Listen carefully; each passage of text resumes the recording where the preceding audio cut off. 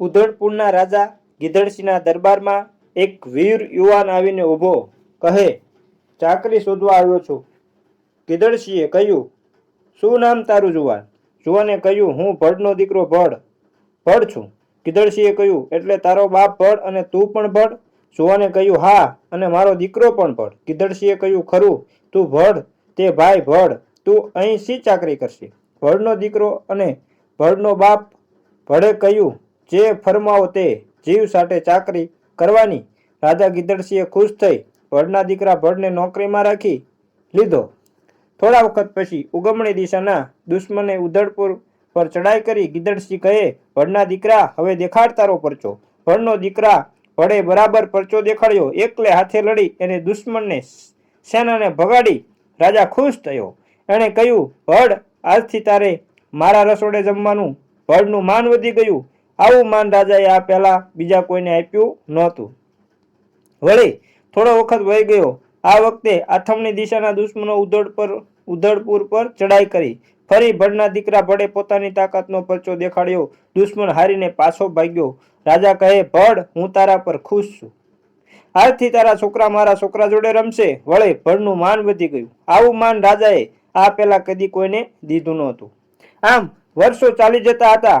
રાજકુંવરો મોટા થયા, ભડના દીકરાઓ પણ મોટા થયા. બધા હેત પ્રેતથી સાથે રહે અને સાથે રમે છે અને સાથે ભણે છે.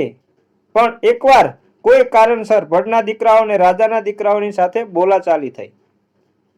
તેમાં રાજાના મોટા દીકરાએ ભડના દીકરા સામે તલવાર તાણી. કહ્યું, તું શાનો ભડ? તું તો ખડ છું, હું તને આમ વાઢી નાખું. ભડના દીકરાએ સામે તલવાર તાણી કહ્યું, વાઢવા જતા તું વઢાઈ જશે. રાજાના દીકરાએ કહ્યું, ચૂપ તણખલા.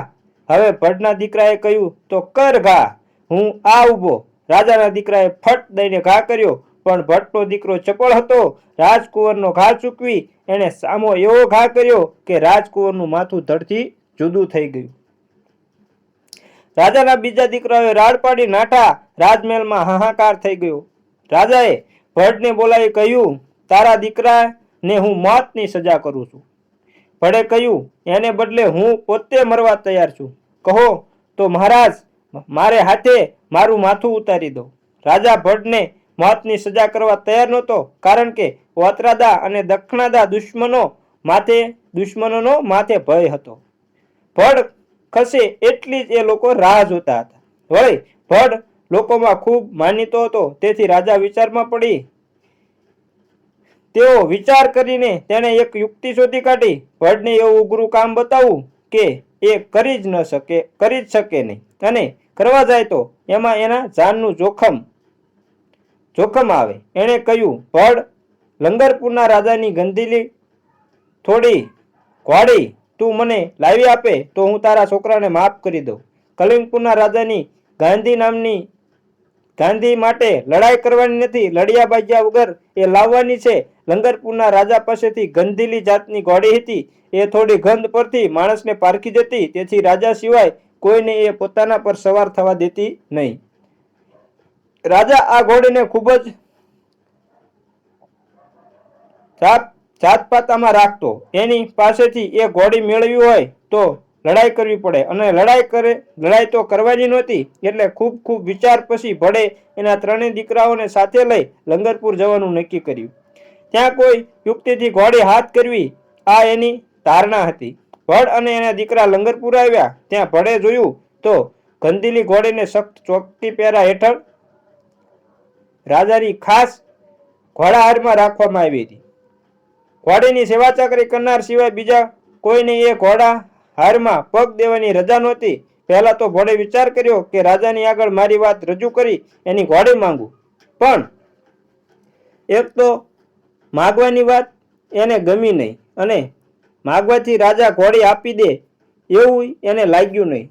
છડે ચોક હુમલો કરીને ઘોડી લેવા જાય તો ઝપાઝપી થયા વિના રહે નહીં, અને ઝપાઝપીમાં જીતીને કદાચ એ ઘોડી લઈ જાય તો એનું પરિણામ ઉધડપુર અને લંગરપુર વચ્ચે ખુલ્લી લડાઈમાં જ આવે, અને લડાઈ તો એને કરવી નહોતી. હવે તો એક જ રસ્તો, યુક્તિ પ્રયુક્તિથી ઘોડાહારમાં ઘૂસી જવું અને ઘોડી કબજે કરી કોઈને ખબર પડે એ પહેલા ભાગી જવું. ભડે ઘાસચંદીવાળાઓને શોધી કાઢ્યા. એના હાથમાં રૂપિયાની ઢગલી કરી દઈ એણે કહ્યું, દોસ્ત, ઇનામ તો હજી બાકી છે. ઘાસચંદીવાળાએ કહ્યું, શાનું ઇનામ અને શાની વાત? ભડે કહ્યું, હું ભડનો દીકરો ભડ છું અને તારી મદદ માગું છું. ભડનું નામ ખૂબ જાણીતું હતું. પરાક્રમી પુરુષ તરીકે બધા એને ઓળખતા હતા. આવો મોટો માણસ પોતાને ઘેર આવી પોતાની મદદ માગે છે. એ જાણી ઘાસચંદીવાળો ફૂલાયો. તેણે કહ્યું, બોલો, શી મદદ કરવાની છે? ભડે કહ્યું, ગંધીલીની ઘોડાહારમાં અમને દાખલ કરી દે. ઘાસચંદીવાળાએ કહ્યું, આટલી ચોકી વીંધીને? ભડે કહ્યું, પરાક્રમ કોનું નામ? તારા દીકરા મુછે વળ દઈ દાયરામાં વાતો કરે છે. અમારા દાદા ભડના ભાઈબંધ હતા. આ કઈ જેવી તેવી વાત છે? મોટું કદમ ભર્યા વિના મોટું કામ થાય નહીં અને મોટું કામ કર્યા વિના મોટામાં ગણના થાય નહીં. એ તો ખબર છે ને? ઘાસચંદીવાળો વિચારમાં પડી ગયો. ભડે એને થોડી વાર વિચારવશ રહેવા દીધો. પછી કહ્યું, વિચારી જોતા કામ કઈ અઘરું નથી. ઘાસના ભારામાં તું અમને ઘોડાહારમાં લઈ જાય છે ને એક ભારામાં અમને એક જણને સંતાડી લઈ જવાનો. તું જ કહે, આમાં શું અઘરું છે? હવે ઘાસચંદીવાળો તૈયાર થઈ ગયો. એ જ સાંજે ભડ અને એના 3 દીકરા ઘાસના ભારામાં સંતાઈને ઘોડાહારમાં પહોંચી ગયા. રાત જામતા સુધી તેઓ ત્યાં સંતાઈ રહ્યા. પછી 4 જણા બહાર નીકળ્યા અને એકી સાથે ઘોડી કબજે લેવા દોડ્યા. પણ ગંધીલી ઘોડીએ એમની ગંધ પારખી ગઈ. આ કોઈ અજાણ્યાઓ છે એટલે એણે જોરથી હાવળ દેવા માંડી. અવાજ સાંભળી રાજા જાગી ગયો. એણે બૂમ પાડી, એ છે કોઈ હાજર? એક કહેતા 21 જણા હાજર થઈ ગયા. રાજાએ કહ્યું, તપાસ કરો, ગંધીલી ઘોડી કેમ હાવળ નાખે છે? માણસો આવે પહેલા ભડ અને એના દીકરા ઘાસમાં સંતાઈ ગયા હતા. સિપાહીઓ આવીને જોયું તો ઘોડી શાંત હતી અને ઘોડાહારમાં કોઈ નહોતું. તેમણે આવી રાજાને એ વાત કરી. રાજા ફરી સૂઈ ગયા. થોડી વાર પછી ભડને થયું કે હવે આ બધા જંપી ગયા છે. એટલે એ ફરી બહાર આવ્યો. ફરી 4 જણા ઘોડીને પકડવા ગયા. પણ ઘોડીને હાથ લગાડે તે પહેલા તો ઘોડીએ પગ પછાડવા માંડ્યા, માથું ઉલાળવા માંડ્યું ને હણહણાટી દેવા માંડી. પહેલો અવાજ મોટો હતો પણ એના કરતા આ અવાજ 7 ગણો મોટો હતો. ફરી રાજા જાગી ગયો. એણે બૂમ પાડી, એ છે કોઈ હાજર? એક કહેતા 21 જણા હાજર થઈ ગયા. રાજાએ હુકમ કર્યો, તપાસ કરો, ઘોડાહારમાં કોઈ ચોર ઘૂસ્યા લાગે છે. સિપાહીઓ તપાસ કરવા છૂટ્યા. પણ તે પહેલા ભડ અને એના દીકરા ઘાસમાં સંતાઈ ગયા હતા. ઘોડી હવે શાંત હતી અને ઘોડાહારમાં ક્યાંય કોઈ દેખાયું નહોતું. સિપાહીઓએ પાછા ફરી રાજાને આ વાત કરી. રાજા ફરી સૂઈ ગયા. વળી કેટલોક વખત વીત્યો. હવે ભડને થયું કે બધા અત્યારે ભર ઊંઘમાં છે. તેણે નક્કી કર્યું કે ઘોડી હણહણાટી દે એ પહેલા જ ઘોડીના મોંએ તોબરો ચડાવી દેવો ને ઠેકડો મારી એના પર સવાર થઈ જવું. છોકરાઓને એણે કહ્યું કે સાફા વડે તમારા નાક મોં બંધ કરી અને આંખના પલકારામાં ઘોડીને પકડી લો. હું એનું મોં પકડું ને તમે એના પગ પકડજો. 4 જણ એક સામટો ઘોડી પર ઘસારો કર્યો. પણ ગંધીલી ઘોડી કોનું નામ? એ એવી તો માથું ઉલાળવા લાગી, પગ પછાડવા લાગી કે હમણાં ધરતી ફાડીને અંદર ઉતરી જશે કે છાપરું ફાડીને આકાશમાં ઉડી જશે એવું લાગ્યું. વળી રાજા જાગી ગયો. તેણે બૂમ પાડી, એ છે કોઈ હાજર? એક કહેતા 21 જણ હાજર થઈ ગયા. રાજાએ કહ્યું, જરૂર કોઈ ચોર છે. એ વિના મારી ગંધીલી ઘોડી આવું કરે નહીં. પણ આ વખતે બીજાઓના ભરોસે નહીં રહેતા તેણે કહ્યું, ચાલો, હું જ ઘોડાહારમાં આવું છું. પગમાં મુજડીઓ પણ પહેરવા ન રહેતા થોપતા રાજા ઘોડાહારમાં જવા આગળ થયો. પાછળ સિપાહીની ફોજ ચાલી. ભડ અને એના દીકરાઓ ક્યારના સંતાઈ ગયા હતા. ઘોડી શાંત હતી. પણ રાજાએ કહ્યું, ના, નક્કી કોઈ ચોર છે. આમ કહી એને ચોરના પગલા શોધી કાઢ્યા અને પગલે પગલે આગળ વધી એણે સિપાહીનો હુકમ કર્યો, આ ઘાસમાં જુઓ. ભડ અને એના 3 દીકરાઓ 4 જણા પકડાઈ ગયા. ભડને જોતા જ રાજાએ એને ઓળખ્યો. અરે તું ભડ થઈને તું આમ ચોરી કરવા આવે? હવે ભડે રાજાને કહ્યું, પગે લાગી પોતાના સંકટની વાત કરી. કહ્યું, મહારાજા, બીજો ઉપાય નહોતો, લડાઈ કરવી નહોતી અને ભીખ માંગતા લાજ આવતી હતી. વળી લાજ મેલી ભીખ માંગવું તોય કઈ થોડી મળવાની નહોતી, ઘોડી મળવાની નહોતી. એટલે આ રસ્તો લીધો. રાજાએ કહ્યું, ભીખ માંગીએ પણ ઘોડી ન મળત એ વાત સાચી, કારણ હું ઘોડી કદી કોઈને આપું નહીં. ઘોડીને હાથ અડકવા પણ ન દઉં. પણ તે ઘોડીને ચોરી જવાનું કરી મારું ને મારી ઘોડીનું અપમાન કર્યું છે, તેથી તને સજા થશે. શી સજા કરું બોલ? ભડે કહ્યું, મોતની. રાજાએ કહ્યું, ખરું કહ્યું, તું રાજ રસમ જાણે છે. હું તને અને તારા ત્રણેય દીકરાઓને મોતની સજા કરું છું. સવાર થતા તમને ચારેને સૂળીએ ચડાવી દેવામાં આવશે. ભડ શાંતિથી સાંભળી રહ્યો. પછી રાજાએ કહ્યું, ભડ, હું સમજુ છું કે આવા સંકટમાં તું કદી સપડાયો નહીં હોય. ભડે કહ્યું, આના કરતા મોટા સંકટમાં હું એકવાર સપડાયો હતો, પણ એની વાત કરીને શું? રાજા કુતૂહલ થયું. ભડના એ સંકટની વાત સાંભળવું એને મન થઈ ગયું. તે જુસ્સામાં આવી બોલી ગયો, ભડ, તારા એ સંકટની વાત મને કર. જો એ હત્યાર કરતા મોટું હશે તો હું તારા સૌથી નાના દીકરાની સજા માફ કરી દઈશ. રાજમહેલમાં જાણે કથાનો માંડવો નખાયો. ભડે વાત શરૂ કરી. રાણી અને રાજમાતા સમેત સૌ એક ચિત્તે તે સાંભળી રહ્યા. ભડે વાત શરૂ કરી. મારા બાપના ઘરમાં ઘણા બકરા હતા. એકવાર હું ઘોડે સવાર થઈ એક બકરી વેચવા મેળામાં જતો હતો. ત્યાં રસ્તામાં મુશળધાર વરસાદ તૂટી પડ્યો. આગળ જવાનો રસ્તો સૂજે નહીં. ક્યાંય આશ્રય લીધા વિના ચાલે તેમ નહોતું. એવામાં મેં એક ખાલી ઘર જોયું. ઘરમાં તો શું, ઘરનું ખંડેર હતું. ઘરમાં એક તરફ બકરી અને બીજી તરફ ઘોડી બાંધી હું જરી આરામ કરવા પડ્યો. થાકને લીધે મને તરત ઊંઘ આવી ગઈ. એટલામાં મેં જોરથી મ્યાવ એવો અવાજ સાંભળ્યો. એ સાંભળી મારી ઊંઘ ઉડી ગઈ. મેં જોયું તો વિકરાળ જંગલી બિલાડાઓ ડોળા કકળાવતી મારી સામે ઊભી હતી. એક નહીં 11 અને એક શિયાળ જેવો મોંવાળો એક આંખે કાણો બિલાડો હતો. બધાને હુકમ કરતો હતો, અલી ઓ, આમ બાઘાની પેઠે જોઈ શું રહીશો? આ તો ભડનો દીકરો ભડ છે, એને જરી તમારું સંગીત સંભળાવો. બિલાડાના મોઢે મારું નામ સાંભળી મને નવાઈ લાગી, પણ હું કંઈ બોલ્યો નહીં. ભલભલાના ગાતર થીજી જાય એવો એ દેખાવ હતો. કાણા બિલાડાનો હુકમ થતા 11 બિલાડીઓએ ગાવાનું શરૂ કર્યું. ભયથી માથાના વાળ ખડા થઈ જાય એવું એ સંગીત હતું. સંગીત પૂરું થયું એટલે બિલાડીએ કહ્યું, વાહ, ફક્કડ ગાયું. ભડનો દીકરો ભડ હમણાં તમને ઇનામ આપશે. મેં કહ્યું, ઇનામ હું શું આપું? મારી પાસે શું છે? તે કાણા બિલાડાએ કહ્યું, બકરી. મેં કહ્યું, તો બકરી તમારી. આટલું કહ્યું ત્યાં તો 11 બિલાડીઓ અને 12મો કાણો બિલાડો બધા બકરી પર તૂટી પડ્યા અને હું આ બોલું છું એટલી વારમાં તો એમણે બકરીને માથેથી પૂંછડી સુધી ખાઈ નાખી.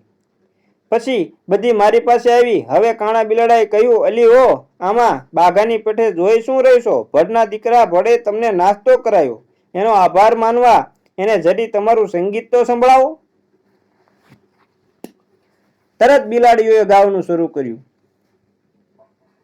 ભૂતલોકની ભૂતાવળ પણ આવું નહીં ગાતી હોય. ગાવાનું પૂરું થયું એટલે બિલાડીએ કહ્યું, વાહ, ફક્કડ ગાયું. બિલાડાએ કહ્યું, વાહ, ફક્કડ ગાયું. ભડનો દીકરો ભડ તમને ઇનામ આપશે. મેં કહ્યું, ઇનામ? ઇનામ હું શું આપું? મારી પાસે શું છે? તે કાણા બિલાડાએ કહ્યું, શું તે ઘોડી? કહ્યું, શું તે ઘોડી? હું ચમક્યો, ઘોડી? ઘોડીને તમારે મારી નાખ્યું છે? બિલાડો ખડખડ હસી પડ્યો. લવારાને ફાડી ખાતા વરુ હશે એવું હરખાતા હસતા કહે, અમે કોઈને મારી નાખતા નથી, અમે માત્ર ગાય નાખીએ છીએ, ખાઈ નાખીએ છીએ. અમારા જેવું દયાળુ કોણ છે?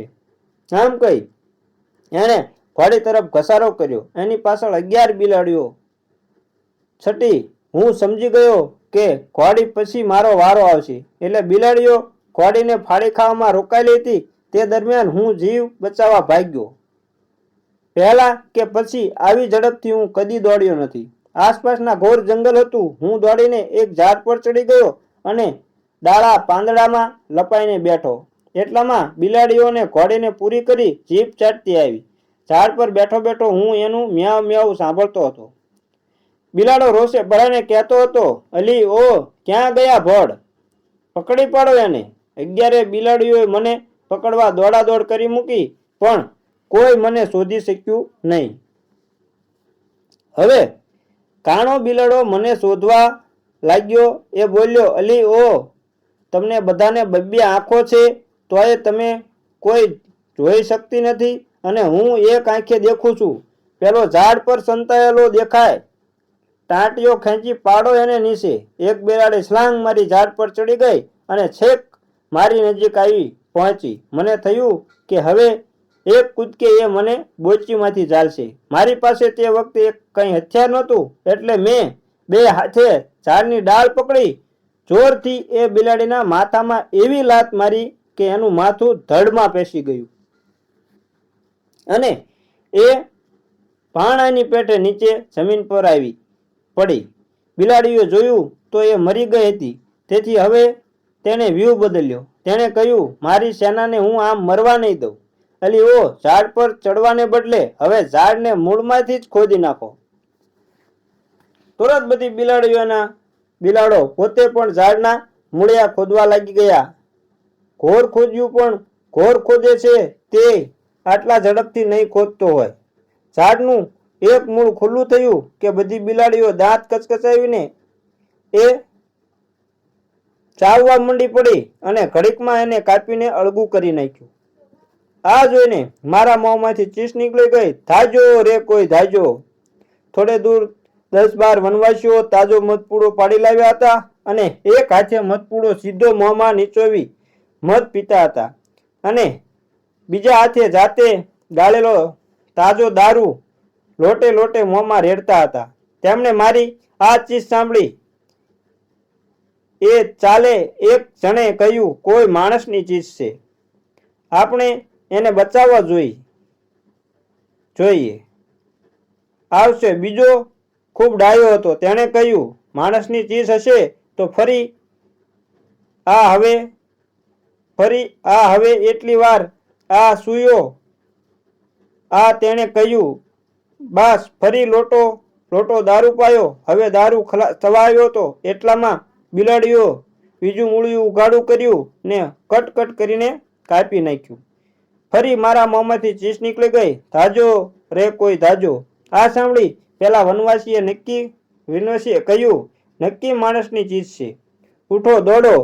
બધા ધારિયા અને લાઠીઓ લઈને અવાજની દિશાએ દોડ્યા. બરાબર એ જ વખતે બિલાડીએ ત્રીજું મોટું અને જાડું મૂળિયું કરડી ખાધું. ઝાડ ફળ કરતું એક બાજુ પડવા ઘસ્યું. ત્યાં ફરી મારા ગળામાંથી ચીસ નીકળી ગઈ. ધાજો રે કોઈ ધાજો.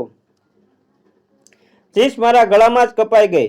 ઝાડ નીચે પડ્યું અને એના ભેગો હું એ પડ્યો. એટલામાં તો મારો કરતા પહેલા વનવાસીઓ ત્યાં આવી પહોંચ્યા અને ધારિયા લાઠી વડે તેમણે બિલાડીઓની ઉપર હુમલો કર્યો. બિલાડીઓએ પણ જનૂન પર આવી એમની સામે લડાઈ શરૂ કરી. એક બિલાડી મરે, એક માણસ મરે, એમ કરતા 10 બિલાડીઓને 11મો બિલાડા બધા મરી ગયા અને એટલા માણસો મર્યા. માત્ર એક માણસ જીવતો રહ્યો. એને હું ભાનમાં આવ્યો ત્યારે મને બધી વાત કરી. પછી હું ઘેર પાછો આવ્યો. વાત પૂરી કરી વડે કહ્યું, હું સાચું કહું છું મહારાજ, એ દિવસે મેં જે દુઃખ વેઠ્યું છે એ દુઃખની આગળ આવતીકાલે સૂળીએ ચડવાનું દુઃખ તો કંઈ હિસાબમાં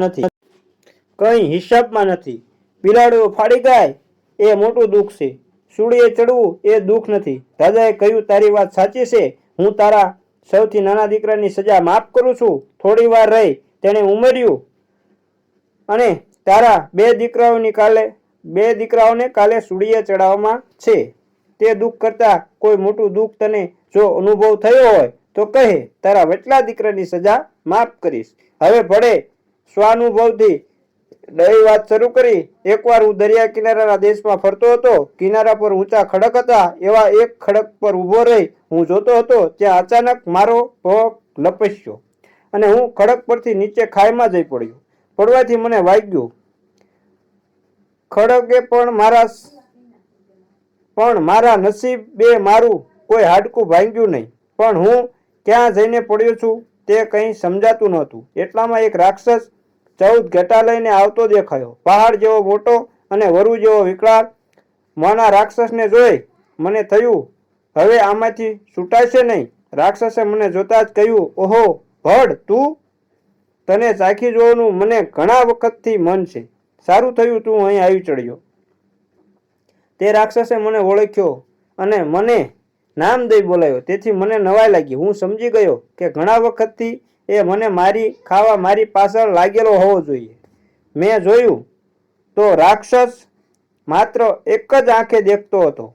એની બીજી આંખ ફૂટેલી હતી. મેં કહ્યું, જનાબ, તમારી આ બીજી આંખને શું થયું છે?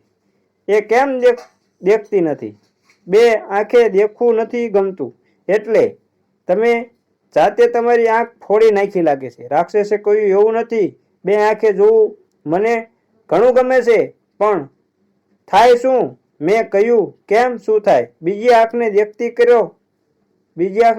કરો. રાક્ષસે કહ્યું, એવું કેવી રીતે? મેં કહ્યું, આંખની જરી મરમ્મત કરવી પડે. એક આંખનું તેજ બેઉ આંખોમાં વહેંચી દેવું, પછી તમે બેઉ આંખે દેખતા. રાક્ષસે કહ્યું, પણ એવો કારીગર ગોતવા મારે ક્યાં જવું? મેં કહ્યું, ક્યાંય જવાનું નથી. કારીગર તમારી સામે જ ઊભો છે. રાક્ષસે કહ્યું, તું મને બે આંખે દેખતો કરશે તો હું તને તેલમાં નહીં ઘીમાં તળીને ખાઈશ. બોલ, ખુશ? મેં કહ્યું, ખુશ. હવે રાક્ષસ બે આંખે દેખતો થવા અધીરો થઈ ગયો. મેં એને એક મોટા પથરા પર સુવાડ્યો. પછી કહ્યું, હોશિયાર, હવે હું આ તમારી દેખતી આંખનું અડધું તેજ કાઢીને તમારી બીજી આંખમાં નાખું છું. જરાય શું કે ચા કરવાની નથી, હાલવાનું નથી કે હાથ પગ હલાવવાના નથી. રાક્ષસે કહ્યું, નહીં હલાવું. મેં કહ્યું, ચૂપ. આમ કહી મેં એક અણીદાર સરો લઈ રાક્ષસની સાજી આંખમાં પૂરવી દીધો ને એ આંખ આખી બહાર કાઢી નાખી. રાક્ષસ બે આંખે આંગળો થઈ ગયો. રાક્ષસ ચીસ પાડી ખડો થઈ ગયો ને મને પકડવા ઘસ્યો, પણ હું ચેતીને આગો ખસી ગયો હતો. હવે રાક્ષસ ગુફામાં મોં આગળ જઈને બેઠો. એવી રીતે બેઠો કે ગુફામાંથી કોઈ એની જાણ બહાર નીકળી જ ન શકે. હું ગુફામાં પુરાઈ રહ્યો. આખી રાત મેં જેમ તેમ કરી પૂરી કરી. સવાર થતા ઘેટા ગુફામાંથી બહાર નીકળવા પડાપડી કરવા લાગ્યા. આ જ સમયે એ ચરવા જતા એટલે આજે એ ચરવા જવા અધીરા હતા. રાક્ષસ ગુફાના મોં આગળ બેસી એક ઘેટાના શરીર પર મોંથી તે પૂંછડી સુધી હાથ ફેરવી જોતો હતો અને કહેતો હતો, જા બચ્ચા બહાર. આવી રીતે એક ઘેટું ગયું, બે ગયા, ચાર ગયા. હું એ બધું ગુપચુપ જોઈ રહ્યો હતો. હું શ્વાસ પણ એવી રીતે લેતો હતો કે રાક્ષસને એની ખબર ન પડે. અચાનક મારા મગજમાં એક વિચાર ઝબકી ગયો. આ ઘેટી ભેગો ઘેટું થઈને હવે બહાર નીકળી જાવ તો ઘેટા કંઈ સાધારણ ઘેટા જેવા નહોતા. ઘેટા પણ રાક્ષસી હતા. મેં એક ઘેટું પસંદ કર્યું અને વાંદરાનું બચ્ચું વાંદરીના પેટે વળગી પડે એવી રીતે હું એ ઘેટાના પેટને વળગી પડ્યો. ઘેટાના લાંબા વાળમાં મારું માથું ને હાથ પગ સમેત આખું શરીર જાણે સંતાઈ ગયું હોય એનો વારો આવતા એ ઘેટું પણ બીજા ઘેટાની પાછળ ગુફાના બારણા તરફ આગળ વધ્યું. રાક્ષસે એના શરીર પર પૂંછડીથી તે માથા સુધી હાથ ફેરવ્યો ને પછી ઘેટાના ચારે પગ આખા તપાસ્યા. તે વખતના મારા ફફડાટની તમે કલ્પના કરી જોજો. મને થતું હતું કે હમણાં રાક્ષસ મને પકડીને કાચો ખાઈ જશે, પણ એવું બન્યું નહીં. જા બચ્ચા બહાર કહી એણે ઘેટાને જવા દીધું અને બહાર આવતી તે જ વેળાથી ઘેટાથી છૂટો પડી ઠેકડો મારી ઊભો થઈ ગયો. મારા મોંમાંથી અવાજ નીકળી ગયો, હાશ, બચી ગયો. અવાજ રાક્ષસના કાને જતા એણે બૂમ પાડી, તું મારા હાથમાંથી સટકી ગયો. હવે મેં કહ્યું. અત્યારે એણે અવાજ બદલીને કહ્યું, વાહ, તું ભડનો દીકરો, ભડ સાચો. લે, હું તને મારી આ વીંટી ઇનામમાં આપું છું. મેં કહ્યું, ગાડાના પૈડા જેવડી મોટી વીંટી લઈને હું શું કરું? તેણે કહ્યું, તું એને હાથમાં લેશે કે એ તારી ટટલી આંગળી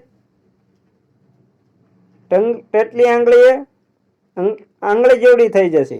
એનાથી તારો ઉધાર થશે. તારી બહાદુરી જોઈ હું તને આ ભેટ આપું છું. આમ કહી એણે વીંટી આંગળીથી કાઢીને મારી સામે ધરી કહ્યું, તારે વીંટી આપવી હોય તો છૂટી ફેંક, હું તારા હાથમાંથી એ નહીં લઉં. તો લે, છૂટી ફેંકું છું. એકવાર તને આપવાનું કહ્યું એટલે આપવી જ પડે. આમ કહી એણે વીંટી ફેંકી. મેં એ ઉપાડી લીધી તો તરત જ એ નાની સરખી થઈ ગઈ અને મારા ડાબા હાથની ટચલી આંગળીએ બરાબર આવી ગઈ. મેં કહ્યું, વાહ, વીંટી સરસ છે, મારી આંગળીએ બરાબર આવી ગઈ. રાક્ષસે કહ્યું, આંગળીએ બેઠી બરાબર? મેં કહ્યું, હા, બેઠી. પછી રાક્ષસે ખડખડ હસીને કહ્યું, વીંટી ઓ વીંટી, મારી વીંટી તો ક્યાં છે? તરત મારી આંગળીએથી વીંટી બોલી, હું અહીં છું, આ તરફ. ઓ તારી! હવે મને ભાન થયું કે હું રાક્ષસની જાળમાં ફસાઈ ગયો છું અને હું ક્યાં છું, કેટલે સેટે છું, એ બધું વીંટીની પાસેથી જાણી રાક્ષસ મને પકડી પાડશે. જીવ બચાવવા હું નાઠો, પણ રાક્ષસ મારી પાછળ પડ્યો. તેણે બૂમ પાડી, વીંટી ઓ વીંટી, તું ક્યાં છે? તરત વીંટી બોલી, હું અહીં છું. હું મારી આંગળીથી વીંટી કાઢવા ગયો, પણ એ એવી ચપોચપ બેઠેલી હતી કે આંગળી કાપ્યા વિના નીકળે એવું હતું જ નહીં. ઘડીએ વિચાર કરવા ન થોપતા મેં તરત મારા ગજવામાંથી ચાકુ કાઢ્યું અને મારા ડાબા હાથની ટચલી આંગળી ખચ કરતી કાપી નાખી. દોડીને હું એક ખડક પર ચડી ગયો. તે વખતે એક ખડક પર ચડવાનું ક્યાંથી મારામાં જોર આવ્યું તે કોણ જાણે, પણ હું એની ઉપર ચડી ગયો અને ખડક પરથી ઘા કરીને મેં એ વીંટી ફેંકી દીધી. વીંટી દરિયાના ઊંડા પાણીમાં જઈ પડી. રાક્ષસ પાછળ મોટી છલાંગ ભરતો દોડતો આવતો હતો. એણે બોલાવી, વીંટી ઓ વીંટી, તું ક્યાં છે? વીંટીને સમુદ્રના તળેથી વીંટીએ જવાબ દીધો, હું અહીં છું, આ તરફ.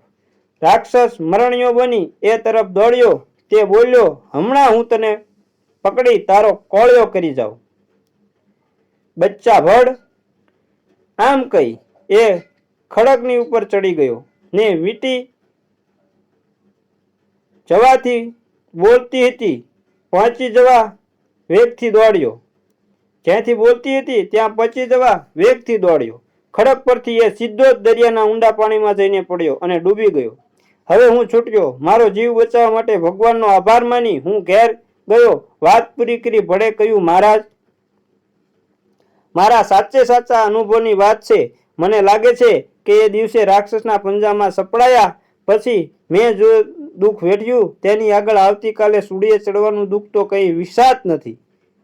એની સાબિતી રૂપે જુઓ, આ મારા ટચલી આંગળી કપાયેલો ડાબો હાથ. આમ કહી એણે એનો ડાબો હાથ સૌને બતાવ્યો. રાજાએ કહ્યું, તારી વાત સાચી છે, હું તારા વચલા દીકરાની સજા માફ કરું છું.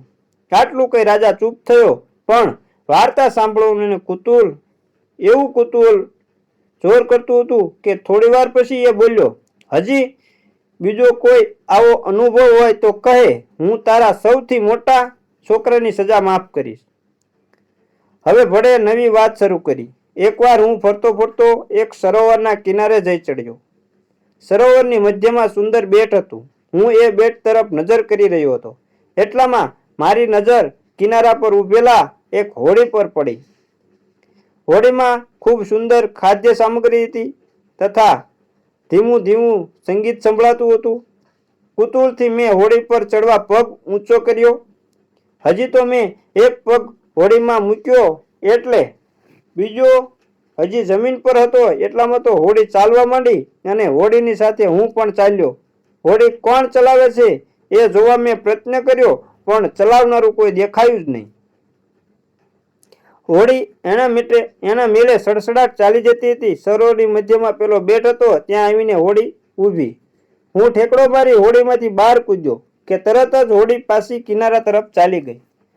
ટાપુ પર પગ દેતા મને સામે એક મોટી ગુફા દેખાઈ.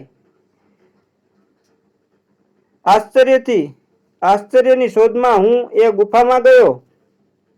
ગુફા મોટી હતી. મેં જોયું તો એમાં એક બાઈ પોતાના દોઢ વર્ષના ધાવણા છોકરાને ખોળામાં લઈને બેઠી હતી અને બાઈના હાથમાં ધારદાર છરો હતો. બાઈની આંખોમાંથી ચોધાર આંસુ પડતા હતા. બાઈ ઘડીએ ઘડીએ પોતાના હાથમાંનો છરો છોકરાની છાતીમાં જાણે મારવાનું કરતી હતી અને દરેક વખતે છોકરાની માની સામે જોઈ છોકરો માની સામું જોઈ ખીલ ખીલ હસી પડતો હતો. છોકરાને હસતો જોઈ અને એને વહાલથી છાતીએ દાબતી હતી અને એની આંખોમાં આંસુથી છોકરાને નવડાવી દેતી હતી. હું આ જોઈ રહ્યો હતો ત્યાં બાઈની મારા પર નજર પડી. તે બોલી, અરે કમનસીબ માનવી, તું અહીં ક્યાંથી આવી ચડ્યો? આ તો દુસિંગ રાક્ષસનું ઘર છે.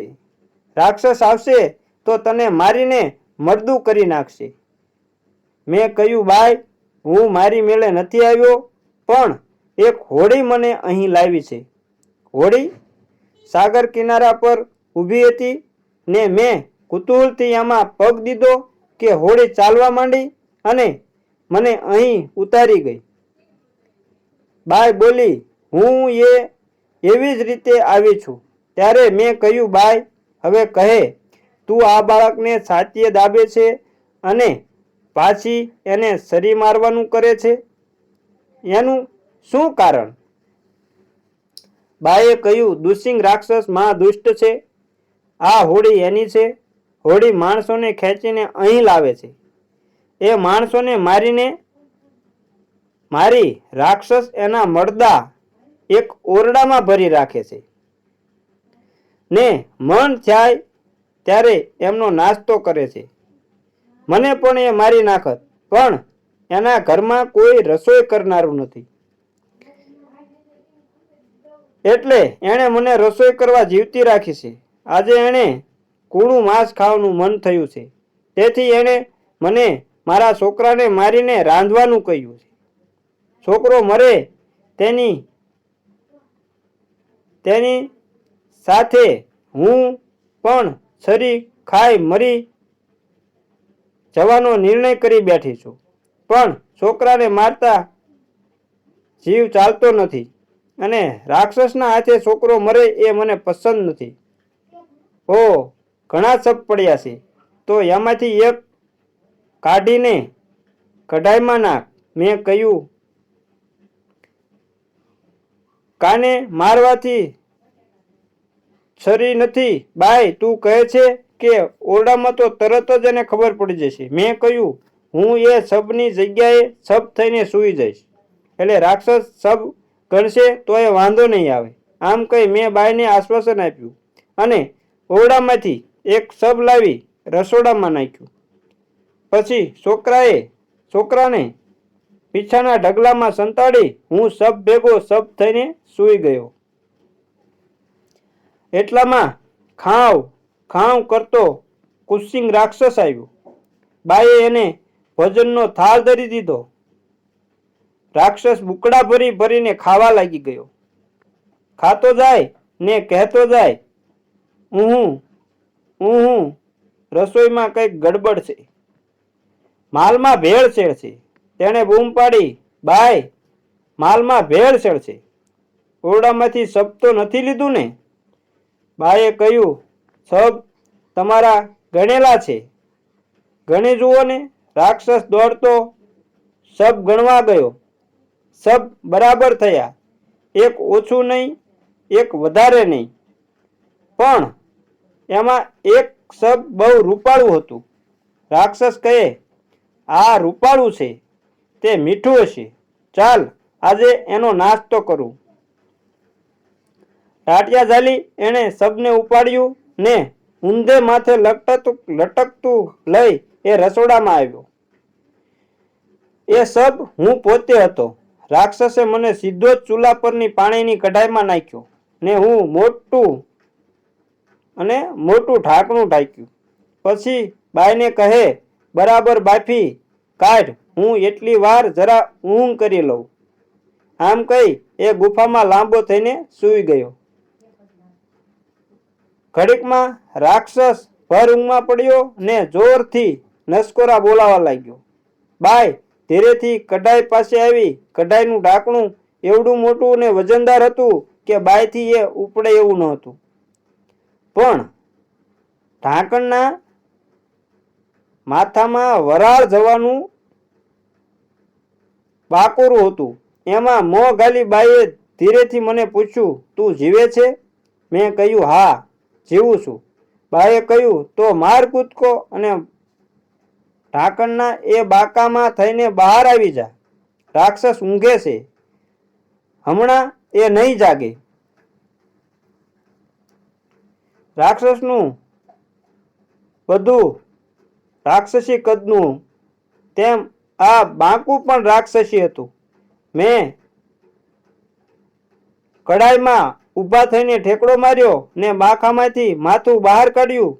પછી ધીરે ધીરે શરીર ઉપર ખેંચવાડ્યું. પણ હું સાથળથી જરી જાડો હતો એટલે બાકામાંથી નીકળતો મારા સાથળ છોલાઈ ગયા. હજી બેઉ સાથળ પર એનું નિશાન છે. બોલતા બોલતા ભડે પોતાનું સાથળ છોલાવવાની નિશાનીઓ દેખાડી. તે પછી એને એ વાત આગળ ચલાવી. બધા અધ્ધર શ્વાસે સાંભળી રહ્યા. વડે કહ્યું, પછી મેં બાઈને કહ્યું, બાઈ, કોઈ રીતે રાક્ષસને હણવો જોઈએ. શું કરું? મારી પાસે કોઈ હથિયાર નથી. બાઈએ કહ્યું, રાક્ષસ માત્ર ને માત્ર મારી પાસે એક ખાસિયત છે. એ પારકા હથિયારથી નહીં મરે. એના મારવા માટે એનું જ હથિયાર લેવું પડશે. એનું જ હથિયાર લેવું પડશે. મેં કહ્યું, એ કેવી રીતે બને? બાએ કહ્યું, રાક્ષસ આખો વખત પોતાના હથિયાર પોતાની સાથે જ રાખે છે. અત્યારે પણ એ હથિયાર બગલમાં ઘાલીને સૂતો છે. એમાંથી એકાદ હથિયાર ખૂંચવીને જો તું એને મારી શકે તો જ એ મરશે. એ સિવાય બીજો ઉપાય નથી. હું રાક્ષસ સૂતો હતો ત્યાં ગયો. લાખ ધમણો એક સાથે ચાલતી હોય એમ એનો શ્વાસ ચાલતો હતો. એ શ્વાસથી હું એવો ખેંચાઈ ગયો કે મને થયું કે હમણાં હું એના નાકમાં થઈને એના પેટમાં ઉતરી જઈશ. પરંતુ મારા સદભાગ્યે હું એના નાકમાં પેસું એ પહેલા એણે શ્વાસ છોડ્યો. એટલે એના ધક્કાથી હું એકદમ આગો જઈને પડ્યો. હવે હું એના શ્વાસોશ્વાસથી ચેતવાનું શીખી ગયો અને એના શ્વાસની અસર બહાર કરી મેં એની બગલમાંથી ભાલો ખેંચી કાઢ્યો. મારા શરીર કરતાં ભાલો બમણો મોટો અને 3 ગણો વજનદાર હતો. પણ એ વખતે મારામાં અણધાર્યું નવું સૂર આવ્યું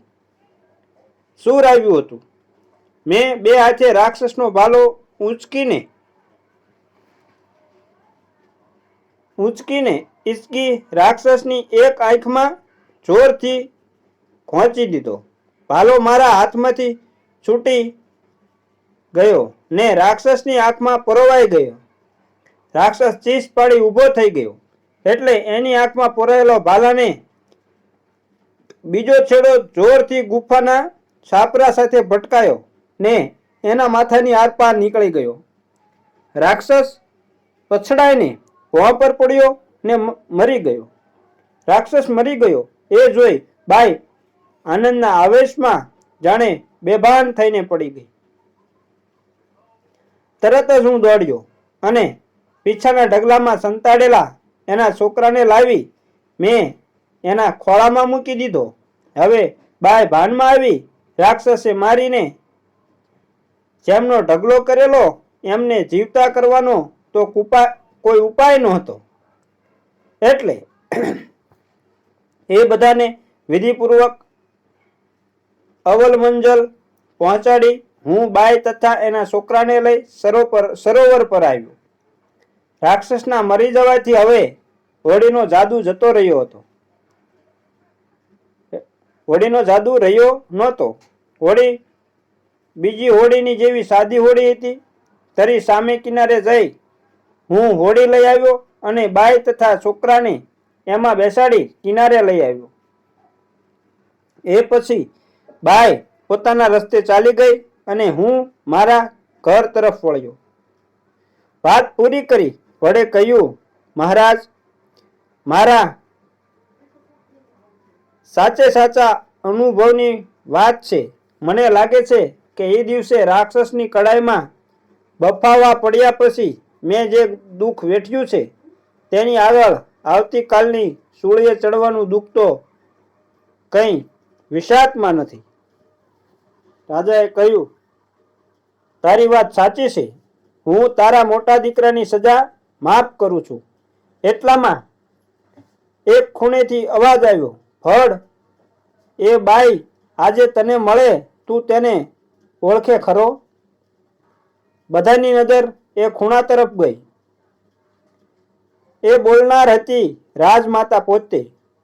વડે કહ્યું, માં, કેવી રીતે ઓળખું? એ વાતને આજે પૂરા 25 વર્ષ થયા. હવે રાજમાતાએ કહ્યું, હું મારા દીકરાને પૂછું છું કે તને કેટલા વર્ષ થયા? રાજાએ પોતાની માતાની સામું જોઈ કહ્યું, માં, મને પૂછો છો? રાજમાતાએ કહ્યું, હા બેટા. રાજાએ કહ્યું, મને 26-27 વર્ષ થયા. માં, આજે આવું કેમ પૂછવું પડે છે? શું તમને મારી ઉંમરની ખબર નથી? રાજમાતાએ કહ્યું, છે ને, હું તને એટલા માટે પૂછું છું કે તું ભડને પગે લાગી એની માફી માંગ. રાજાએ નવાઈ પામી કહ્યું, શું કહો છો માં? મારી ઘોડીના ચોરને પગે લાગી હું એની માફી માંગું? રાજમાતાએ કહ્યું, હા, એ તારો ને મારો જીવનદાતા છે. દુસિંગ રાક્ષસની ગુફામાં જે બાઈ ને એણે જોઈ હતી તે હું છું.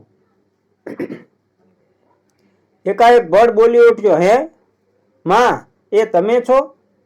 રાજમાતાએ કહ્યું, હા, એ જ હું છું. મારા પર અને મારા દીકરા પર તારો એવો ઉપકાર છે કે અમારી જીવતી ખાલના જોડા કરી તને પહેરાવીએ તો એ ઓછું. હવે રાજા બોલી ઉઠ્યો, તો ગંધીલી ઘોડીનો શો હિસાબ છે? હું મારી ગંધીલી ઘોડી ભડને ભેટ આપું છું. રાજમાતાએ કહ્યું, ખાલી ઘોડી નહીં, એના પર સોનું ઝવેરાત લાદીને? રાજાએ કહ્યું, હાસ તો. અને પછી ત્યાં ભારે આનંદ ઉલ્લાસનો જલસો જામી ગયો. ભડને અને એના દીકરાઓને રાજાએ માણવંતા મહેમાન તરીકે રાખ્યા અને એમની જ્યારે વિદાય વેળા આવી ત્યારે રાજાએ પોતાના હાથે ભડને ગંધીલી ઘોડી આપી. ઘોડી પર સવાર કર્યા અને ઘોડીની લગામ પકડી પોતે એની સાથે પગપાળો ચાલ્યો.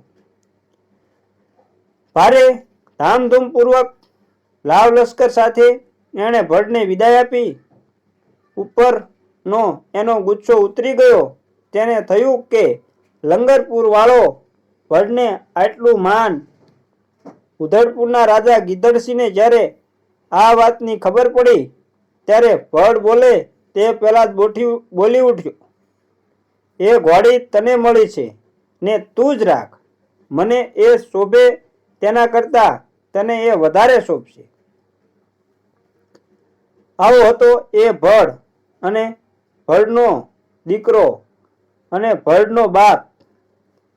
અમારી વાર્તા અહીં પૂરી થાય છે.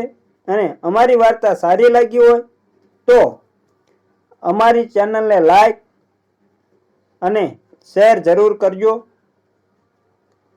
અને કોમેન્ટમાં હર હર મહાદેવ લખવાનું, જય માતાજી લખવાનું ભૂલતા નહીં. અને ચેનલ પર નવા હોય તો તમને એક નાનો એવો અનુરોધ કરું છું, એક વિનંતી કરું છું કે અમારી ચેનલને સબસ્ક્રાઈબ જરૂર કરી લેજો અને બેલ આઇકનને પણ દબાવી દેજો, જેથી કરી તમને અમારું નોટિફિકેશન સૌથી પહેલાં મળી રહે અને અમે આવી નવી વાર્તાઓ તમને પીરસતા રહીએ. જય માતાજી મિત્રો.